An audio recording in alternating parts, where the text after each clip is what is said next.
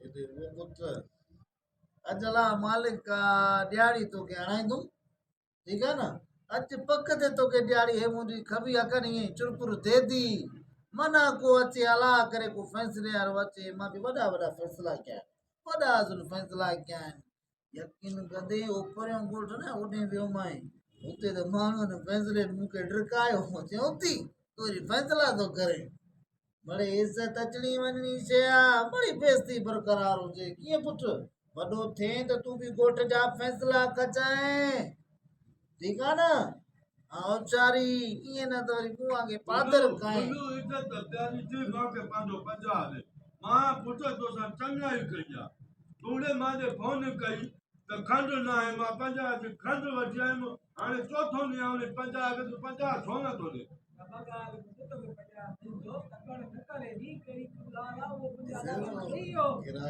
कीअं ॾिनुई बस कंहिंखे ॾिनुई मूं हथ कूड़ हेॾे बस 50 ॾे न साईं मां बेस तो कंदो मां 50 ॾे इज़त प्यारी थी चङा ई कई आहे तोसां हेॾे हेॾे छोता बेड़ो हेॾे गुल जो इज़त प्यारी थी मूंखे पंहिंजो 50 ॾे थोरे तूं मत बना खाईंदे चङा ई बि कयूं फोन कयूं ॾिनी हाणे चोथों ॾींहुं आहे मुंहिंजी खंडु 50 जी वरितियूं आहे 50 जी खंडु वरिती आहे सुबुह शाम तुंहिंजे दर ते बीठो आहियो मां चवां थो अॼु मूंखे 50 ॾे पंहिंजो 50 ॾिनो ई न हा 50 जी तोखे खंड मिली न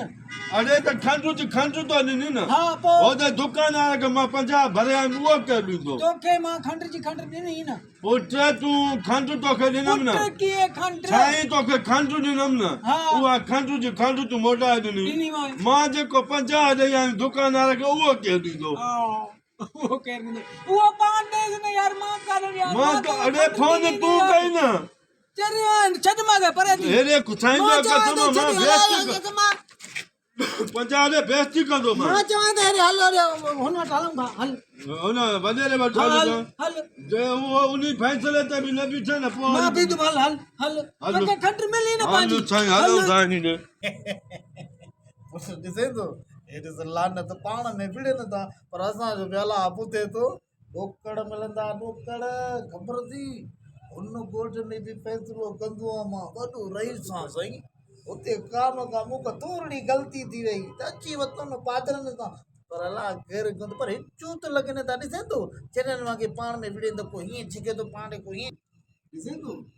हिकु गुलू ऐं ॿियो वरी बोतलू बोतलू त सफ़ा दिमाग़ खां चटजी कीअं हलो हल हलो अस्सलाम वालेकुम वालेकुम अस्सलाम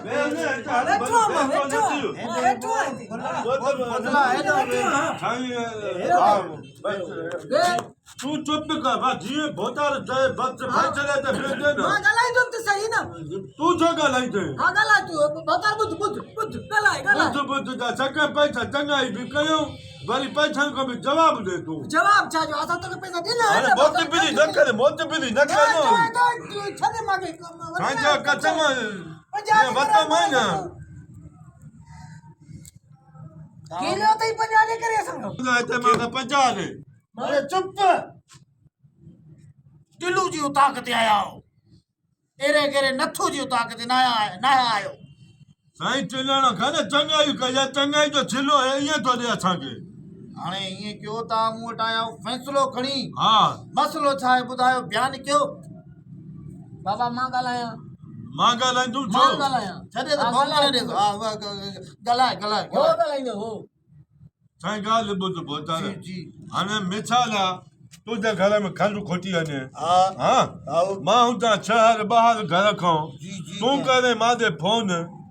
अब 50 जी बोधू खंडु वरितियूं आहे हा वठी ईंदे त मां तोसां चङा ई कई न हा चङा ई किथे मां 50 कढी 50 जी वरितमि खंडु तुंहिंजे घर जे लाइ हा हा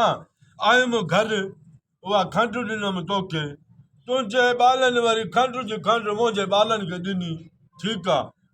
खंडु में अची वई हा हाणे 50 जेको मां दुकानदार खे ॾेई आयुमि उहो केरु ॾींदो